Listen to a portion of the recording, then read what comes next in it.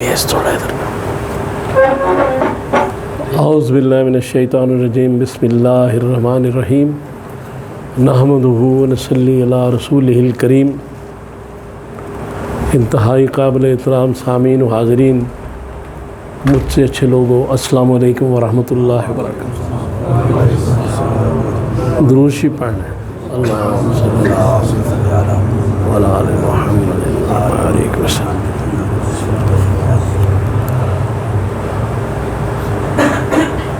ہر انسان کی زندگی میں غم آتے ہیں، پریشانیاں آتی ہیں، خوشی بھی آتی ہے۔ تو غم پریشانی کو آدمی زیادہ یاد رکھتا ہے، خوشیوں کو بھول جاتا ہے۔ تو کوئی علاج ہے کہ غم اور پریشانی نہ آئے، یا آئے تو آسانی سے گزر جائے؟ تو علاج غم کیا ہے؟ وہ سورہ رات کی آیت نمبر 28 اللہ تعالیٰ فرماتے ہیں، اعوذ باللہ من الشیطان الرجیم، الا بذکر اللہ تطمئن القلوب، کہ اللہ کا ذکر ایسا ذکر ہے کہ تمہارے دلوں کو اطمینان دے سکتا ہے۔ مفہوم اس کا یہ ہے کہ اس کے علاوہ کوئی شے نہیں دے سکتا۔ اب اللہ کا ذکر تو اگر دیکھا جائے بے شمار اذکار ہیں اس کے، لیکن بڑا بنیادی ذکر نماز ہے اللہ کا۔ اور اگر نماز آدمی صحیح نیت سے پڑھے، خشوع خضوع سے پڑھے، جو سورہ مومنون کی پہلی آیات ہیں 1 سے 11 تک، ان کو مد نظر رکھ کے وہ نماز پڑھے، اور نماز میں ریگولر ہو، یہ نہیں کبھی پڑھ لی کبھی چھوڑ دی، کبھی پڑھ لی کبھی چھوڑ دی، مستقل پڑھے، اور پوری توجہ اللہ تبارک تعالیٰ کی طرف رکھے نماز میں۔ تو 1 مہینہ اگر اس طرح کرے گا تو اگر اس میں پریشانی بھی آئے گی، غم بھی آئے گا، تو اللہ تعالیٰ آسانی سے گزاریں گے۔ اور یہ جو بات ہے نا کہ نماز سے ملتا کیا ہے، شیطان ڈالتا ہے کہ کاروبار تو پیسہ دیتا ہے، نماز پیسے دیتی ہے۔ ہاں، نماز پیسے دیتی ہے۔ اسی خشوع خضوع کے ساتھ پڑھا جائے گا نماز کو 1 مہینہ، میرا یہ تجربہ ہے، تو مالی معاملات بھی بہتر ہو جائیں گے اور عاقبت بھی بہتر ہو جائے گی۔ توجہ اللہ کی ذات کی طرف سے ہٹ رہی ہے، نماز کی طرف سے ہٹ رہی ہے، قرآن کی طرف سے ہٹ رہی ہے۔ قرآن جو ہے سب سے بڑا ہمارا جو رہنمائی کی، یہ ہدایت کی کتاب ہے، اسے میں ہٹانے والا ہمارا سب سے بڑا دشمن شیطان ہے۔ اس لیے کہا گیا کہ جب بھی قرآن کی تلاوت کرو تو اعوذ باللہ من الشیطان الرجیم پڑھ لیا کرو، باقی کسی کام کے لیے ضروری نہیں ہے۔ حج کے لیے، روزے کے لیے بسم اللہ کافی ہے، لیکن یہاں شیطان کو پہلے بھگاؤ، چونکہ یہ قرآن کا دشمن ہے، یہ تمہارے اس نظام حیات کا دشمن ہے جس نے تمہیں یہاں بھی خوشیاں دینی، وہاں بھی۔ اس لیے پہلے شیطان کو بھگاؤ، پھر اللہ کے نام سے شروع کرو۔ لہذا تلاوت قرآن چونکہ نماز میں ہوتی ہے، ہر نماز میں ہر رکعت میں سورہ فاتحہ پڑھی جاتی ہے، خواہ وہ نفل ہو، خواہ وہ فرض ہو، وتر کوئی نماز بھی ہو، تراویح ہو. لہذا وہ اس سے ہٹانا چاہتا ہے شیطان. وہ کہتا ہے کہ تم کسی کہتا تم جھوٹ بولتے ہو، فائدہ کیا نماز کا؟ تم کاروبار میں گڑبڑ کرتے ہو، کیا نماز کا فائدہ ہے؟ لا حول ولا قوت الا باللہ پڑھا کریں. وہ فائدہ جو ہے نا ہوگا نماز کا.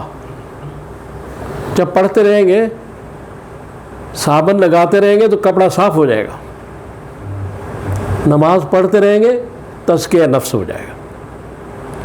دیکھیں نماز مراقبہ بھی ہے، نماز ایک اہم وظیفہ بھی ہے، نماز دعا بھی ہے، اور نماز شفا بھی ہے. یہ شروع دعا سے ہوتی ہے، سورہ فاتحہ دعا ہے، اور نماز ختم ہم دعا پہ کرتے ہیں. جس کا آغاز بھی دعا، جس کا اختتام بھی دعا، وہ ہے نماز. اب آپ دیکھیں کہ سورہ فاتحہ جب پڑھی جاتی ہے تو اس میں ہم اللہ تبارک تعالیٰ کا شکر ادا کرتے ہیں، اس کی تعریف کرتے ہیں، اس کی صفات بیان کرتے ہیں. الحمدللہ رب العالمین الرحمن الرحیم مالک یوم الدین. یعنی ساری تعریفیں، ہر قسم کی اچھی تعریف جو اللہ کے قابل ہے، حمد و ثنا، وہ اس کے لیے، اللہ کے لیے. پھر الرحمن الرحیم، رحمان اور رحیم دونوں اکٹھے آئے، دونوں کے معنی الگ ہیں. رحمان کا معنی ہے کہ اللہ تبارک تعالیٰ منبع رحم بھی ہے، رحمت بھی ہے. اور جب منبع ہو گیا، اس کا خزانہ اللہ کے پاس ہے، رحم کا، رحمت کا. تو رحیم کا معنی ہے کہ ان رحمتوں اور اس ربوبیت کو ہر شخص تک پہنچانا. جیسے کوئی شخص مالدار ہو اور پھر سخی بھی ہو. مال اس کا ہے لیکن سخاوت کرے گا تو پھر سخی کہلائے گا. اگر مال ہے اور سخاوت نہیں کرتا تو کیا فائدہ؟ اور اگر مال ہی نہیں ہے تو سخی ہونے کا کیا فائدہ؟ دونوں چیزوں کو یہاں رکھا گیا کہ اللہ تبارک تعالیٰ فرما رہے ہیں کہ ہم منبع رحم بھی ہیں اور ہم رحمت اور رحم کو پہنچا بھی رہے ہیں. الحمدللہ رب العالمین، پرورش بھی کر رہے ہیں. اور پھر آگے فرمایا ایاک نعبد و ایاک نستعین. بنیادی بات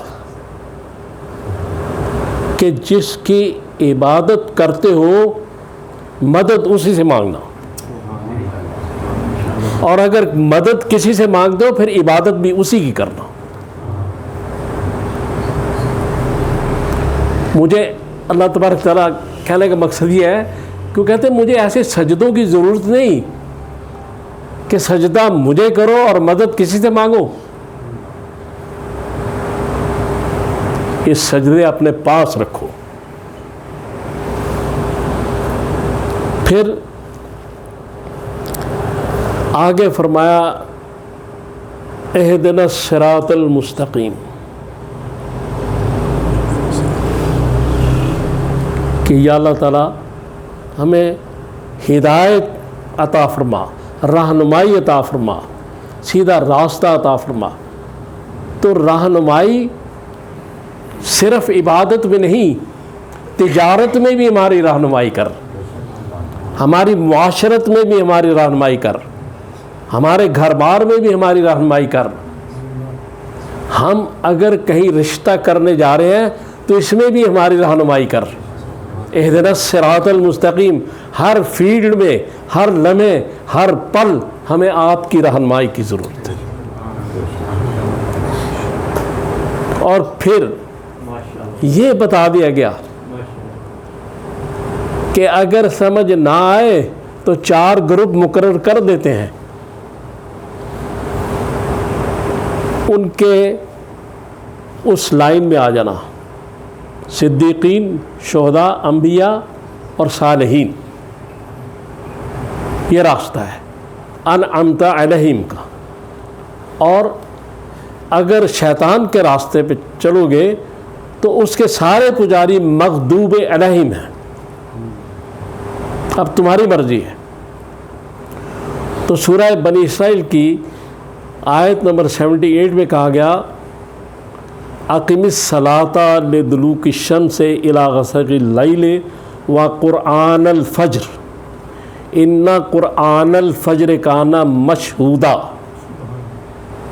کہ نماز کو قائم کرو، یعنی عصر، ظہر اور مغرب، عشاء، یہ چاروں نمازیں، فجر کو پھر علیحدہ کر دیا، اقم الصلاۃ لدلوک الشمس الی غسق اللیل وقرآن الفجر ان قرآن الفجر کان مشہودا، کہ صبح کی جو نماز ہے اس میں جو قرآن تم پڑھتے ہو اس کے فرشتے بھی مشاہدہ کرتے ہیں، اور اللہ تبارک تعالیٰ فرماتے ہیں کہ ہم بھی مشاہدہ کرتے ہیں۔ ہر نماز کا مشاہدہ اللہ کرتے ہیں، کہ جب نماز پڑھو تو محسوس کرو کہ اللہ کو دیکھ رہے ہو، نہیں تو میں تو دیکھ رہا ہوں۔ تو مشاہدہ تو ہر نماز کا ہو رہا ہے، لیکن یہاں خصوصی مشاہدہ ہے فجر کی نماز کا، خصوصی فرشتے ہوتے ہیں مشاہدہ کرنے والے، اور اللہ تبارک تعالیٰ کی اس وقت نظر کرم ہوتی ہے، چونکہ آدمی اپنی پیاری نیند چھوڑ کے آیا ہوتا ہے۔ اس لیے صبح کی نماز میں پکے رہنا۔ باقی یہ آج وقت زیادہ ہو گیا، تو ابھی تو باتیں کافی تھیں، انشاءاللہ پھر تو اللہ تعالیٰ سے دعا کریں کہ ہم سب کو اپنے زبان میں رکھے۔ وَأُفَوِّضُ أَمْرِي إِلَى اللَّهِ إِنَّ اللَّهَ بَصِيرٌ بِالْعِبَادِ۔